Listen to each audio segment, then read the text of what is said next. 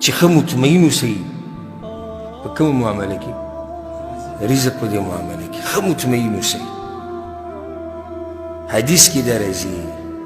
امام ابن حبان رحمه الله راوړی دی شیخ البانی په سلسله په صحیح الترغیب والترهیب کې راوړی ډېر ناشنا روایت دی ان الرزق ليطلب العبد اكثر مما يطلبه اجله وی دا رزق انسان دومره لټوي دا رزق په انسان پسې ګرځي دا انسان لټوي چې دومره یې مرګ هم نه لټوي دا رزق په تا پسې ګرځي که ته پسې ونه رسېدې په تا پسې به راشي او ځکه یو حدیث کې دا راځي پیغمبر صلی الله علیه وسلم وی امام البانی رحمه الله په سلسله صحیحه کې راوړی لو ان ابن آدم هرب من رزقه که چېرته د آدم بچی د خپل رزق نه وتښتېدو چې زه دا رزق نه خورم نه علم او دې ته وتښتېدو لکه څنګه چې د مرګ نه تښتي پیغمبر صلی الله علیه وسلم وی لادرکه رزقه کما یدرکه الموت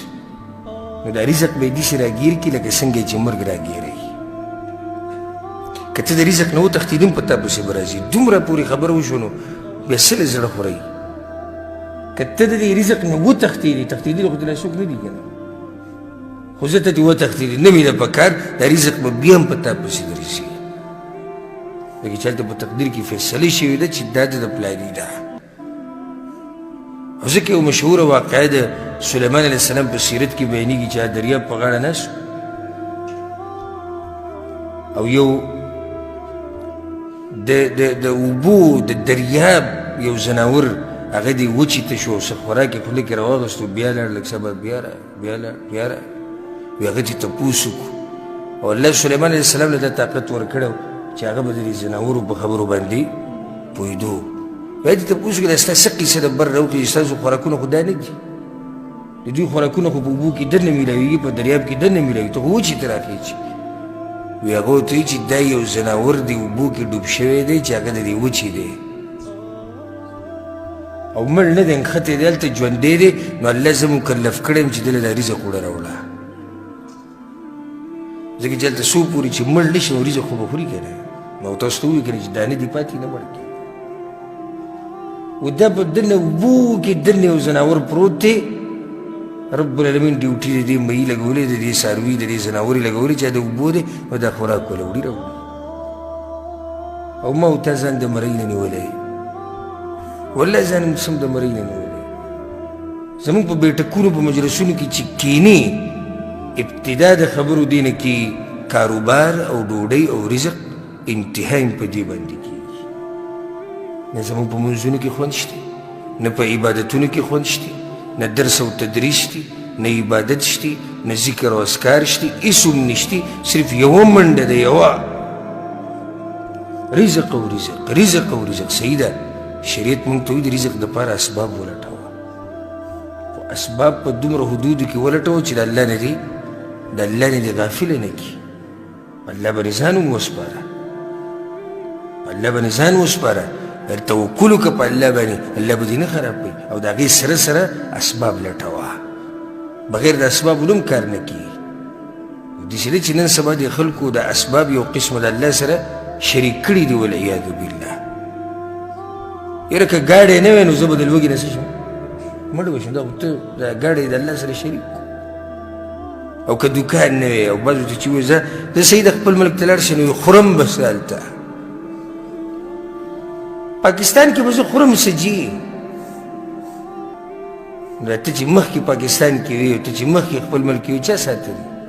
او ستا د پلار نیکه چا ساتلي ستا د پلار نیکه له چا رزق ورکړی چې ته دې پیدا شوی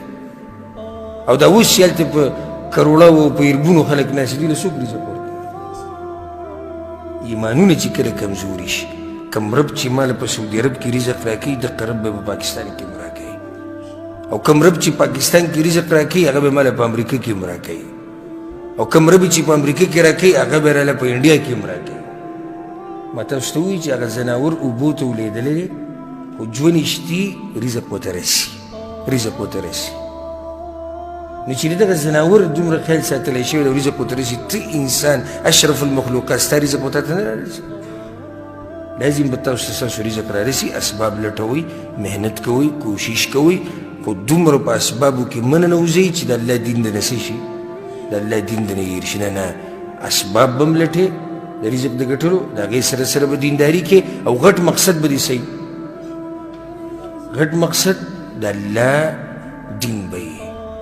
د الله راضي کول به غټ مقصد وي، او دنیا به څومره استعمالوې لکه څومره چې ضرورت وي.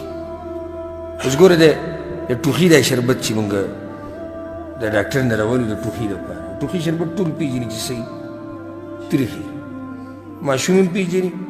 او مشر هم پېژني، هر یو ورته خوله ورانه کړي چې ته ورته هغه بوتل وخوري. نو ډاکټر بیا دا وایي چې کله د باندې ټوخی و نو بیا یې څښه، کله چې ټوخی و. او نن سبا چې کوم نشهیز دی، الله دې موږ د هرې نشې نه لرې ساتي، دا بوتل د نشو دپاره هم استعمالوي، ویسکي پوره به ورځ دوه اوږده پروت وي نشې کې. اوس ګوره چې کله هغه دوایي د ضرورت نه زیاته کړه، او سړی دوه درې ورځې پروت دی ځان نه خبر. دقه شان د دنیا ده چې څومره دې ضرورت یې استعمالوی، د ضرورت نه که دې زیاتوله بیا به دله دین خرابوي. نو دنیا ما تاسو ته بل ورځ په درس کې وایي چې په دنیا باندې څه شي سواره شي، دنیا په ځان باندې مه سوروئ. او کله چې ته په دنیا باندې سور وې نو بیا به کامیابي، دین به دې بچي. او که دنیا دې په ځان سوره کړه نو بیا به دې دین صحیح، دین به دې ګډوډ شي. اخرنۍ خبره بیا دا ده چې موږ ته پته ولګېده چې الله رازق دی، نو موږ به بلکل مطمئن اوسو او په دې باندې به په سکون سره ژوند تېرو چې به الله رزق وعده کړی. ما تاسو ته دا باندې چې قصه بیان کړې د سلفو په وخت کې، چا وي پلانې شی ګران شوی دی، اوړه ګران شوي دي، هغه داسې ګران شوي، هغه وایي ښه ګران شوي.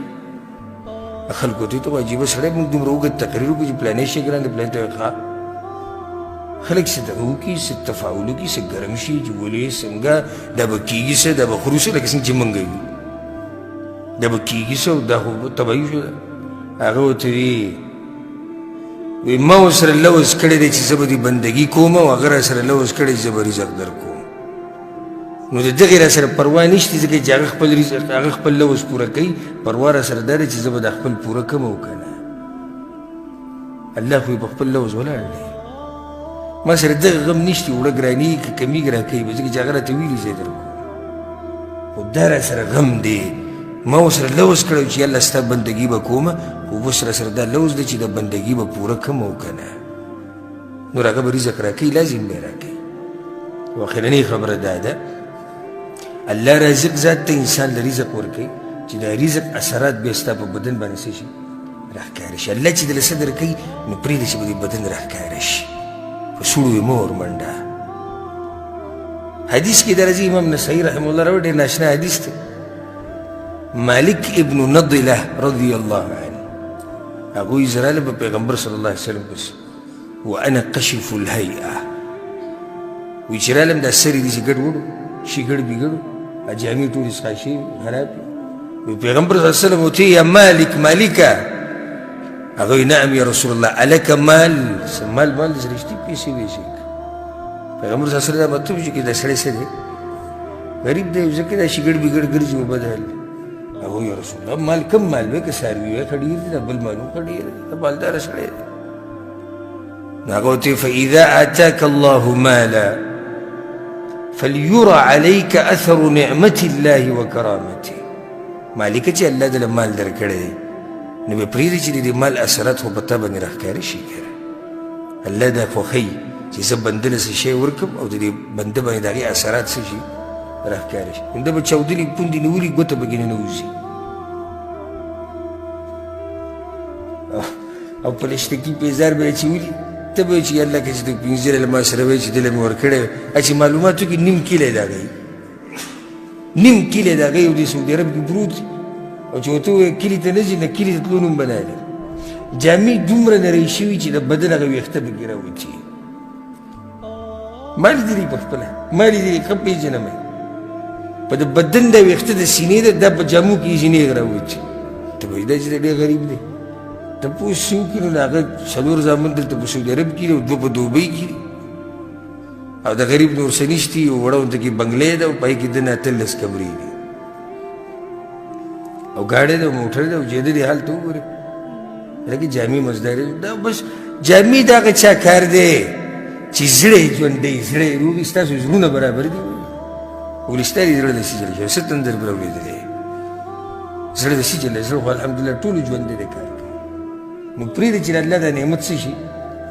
راښکاره شي الله دې صدر کړي دي استعمال یې کوه د الله شکر وباسه هر وخت الحمدلله وایه هر وخت الحمدلله وایه پرېږده چې دا نعمت راښکاره شي چې الله خوشحاله شي د نعمتونه پټوئ مه دا شو دویم او دریم نوم د الله په دې مبارک درس کې کوم الرازق الرزاق مکمل څو نومونه شو یو 50 نومونه شو په دې باندې به اکتفا وکړو او الله سبحانه وتعالی دې موږ له توفیق راکړي